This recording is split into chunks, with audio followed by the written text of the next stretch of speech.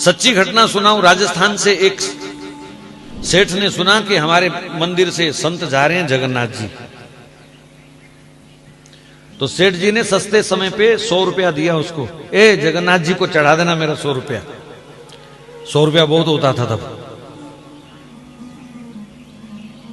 तो 100 रुपया निकाल दिया, जगन्नाथ जी की गोलक में डालना। ठीक है सेठ जी। अब रास्ते में भूखा प्यासे संत पैदल जा रहे थे। भूखे प्यासे संत मिलने लगे। क्या करूं, कैसे इनकी मदद करूं, मेरे पास तो कुछ है नहीं। तो फिर सोचा चलो सेठ जी का 100 रुपया है, पाप तो मुझे ही लगेगा ना, लग जाए पाप, लेकिन कम से कम किसी का पेट तो भर जाएगा। मुझे जो दोष लगेगा नरक मिलेगा देखी जाएगी, पर किसी की भूख प्यास मुझसे नहीं देखी जा रही। तो जो कोई रास्ते में भूखा प्यासा मिलता, बाजार से 2 रोटी खरीद करके उनको खिला देता, किसी को पानी पिला देता, किसी को शरबत पिला देता। जगन्नाथ पहुंचते पहुंचते 2 रुपए बचे उस 100 में से। और जगन्नाथ जी के आगे हाथ जोड़ करके वो खड़ा हुआ और रो करके कहा, प्रभु बेईमानी की है मैंने, सेठ जी ने 100 दिया था, मैं 2 ही ला पाया, बाकी मैंने खर्च दिए और 2 रुपए चढ़ा दिए। वापिस आए, प्रसाद दिया सेठ को, वो मेरा 100 रुपया चढ़ा दिया? बोले हाँ चढ़ा दिया। बड़ा खुश हुआ, जगन्नाथ जी को बड़ा याद किया, मैं तो नहीं आ पाया पर आप कितने दयालु हैं, मेरा 100 रुपया आपने स्वीकार कर लिया। अब बड़े लोगों को आदत होती है ना बार बार 100 रुपया बोलने की। मेरा 100 रुपया आपने स्वीकार कर लिया। ऐसे वो जगन्नाथ जी का धन्यवाद करते करते सो गया। तो जगन्नाथ जी स्वप्न में आ गए। स्वप्न में आ गए तो सेठ ने फिर ठाकुर जी के मुंह से सुनना चाहा, ओ महाराज आपको 100 रुपया भेजा था, मिल गया? तो कहा सेठ जी 100 तो नहीं 98 मिले हैं मुझे। अरे बड़ा बेईमान है वो महात्मा, 2 रुपए खा गया। मेरे को तो कह रहा था मैं 100 रुपया चढ़ाया। ये बेवकूफ आदमी, बेईमान आदमी, संत वेश में भी धोखा करता है। ठहर जाए, इसकी खबर लूंगा सुबह। सुबह उठते ही उसने नौकर भेजा और महात्मा को बुला लिया। ए बेईमान कहीं के, तेरे को 100 रुपया दिया था, शर्म नहीं आई तुझे? 2 रुपए बेईमानी कर गया तू। मुझे स्वयं जगन्नाथ जी ने बताया कि तूने 98 रुपए चढ़ाए हैं।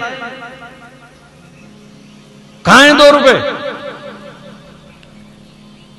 महाराज जब सेठ के मुंह से ये बात सुनी तो वो संत तो रोने लग गए। हे जगन्नाथ प्रभु, आज पता चला कि तुम क्या स्वीकार करते हो।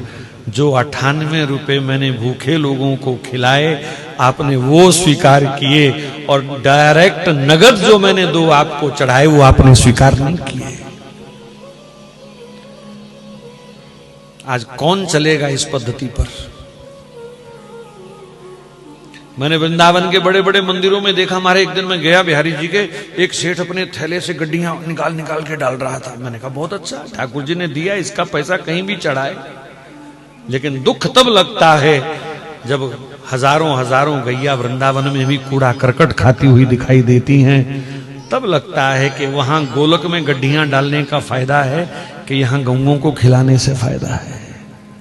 कौन सा बढ़िया पुण्य है, कौन सा बढ़िया दान है?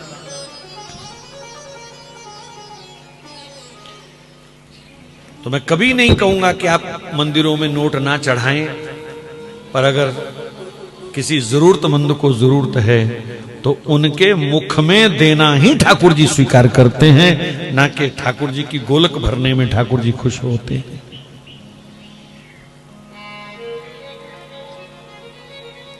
और वर्तमान समय में जरूरत है, जितने भी सरकारी नियंत्रण के मंदिर हैं जिनका चढ़ावा सरकार खाती है, वहां फुट्टी कौड़ी मत चढ़ाया करो हिंदुओं। आपको कसम दे के कह रहा हूं। तिरुपति बालाजी में करोड़ों रुपए चढ़ते थे, आज भी चढ़ रहे हैं। नई सरकार ने थोड़ा सा परिवर्तन किया है जरूर, लेकिन पिछली सरकारों का यह हाल रहा कि 100 में से केवल 8 रुपए मंदिर पर खर्च होते हैं और बाकी सारे के सारे पैसे मदरसे और चर्च पर खर्च होते हैं, जहां जिहादी तैयार होते हैं, हिंदू धर्म के दुश्मन तैयार होते हैं। ये हालत है। अभी 4-5 दिन पहले कर्नाटक के मंदिरों के चढ़ावे की आपने अगर रिपोर्ट पढ़ी हो, सुनी हो, टीवी पे आई है खबर, 450 करोड़ का चढ़ावा आया, जिसमें से 335 करोड़ केवल मदरसों को और चर्च को डोनेट किया गया। हिंदुओं का पैसा मदरसों को दिया जा रहा है, और उन मदरसों को जहां राष्ट्र विरोधी, हिंदू विरोधी तत्व तैयार होते हैं, पत्थरबाज तैयार होते हैं, सिर काटने वाले तरीके सिखाए जाते हैं जहां हिंदुओं के, वहां मंदिरों का चढ़ावा दे। मतलब अपनी कब्र हम खुद खोद रहे हैं, अपनी चिता हम स्वयं तैयार कर रहे हैं। जितने भी सरकारी चढ़ावा खाने वाले मंदिर हैं, सरकार जिनका चढ़ावा खाती है, कृपया वहां पैसा ना चढ़ाएं जब तक सरकार उनके लिए अलग बोर्ड का गठन नहीं करती है। कम से कम हिंदुओं का पैसा तो हिंदुओं पर लगना चाहिए कि नहीं लगना चाहिए।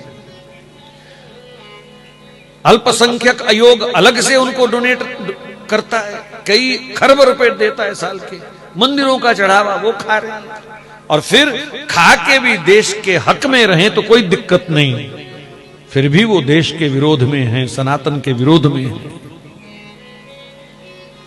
हनुमान चालीसा पढ़ो तो वो पत्थर फेंकते हैं, रामायण पढ़ो तो वो हमारे ऊपर पत्थर मारते हैं, शोभा यात्रा निकालो तो पत्थर खाओ साथ में, और पलते भी हमारे पैसे से।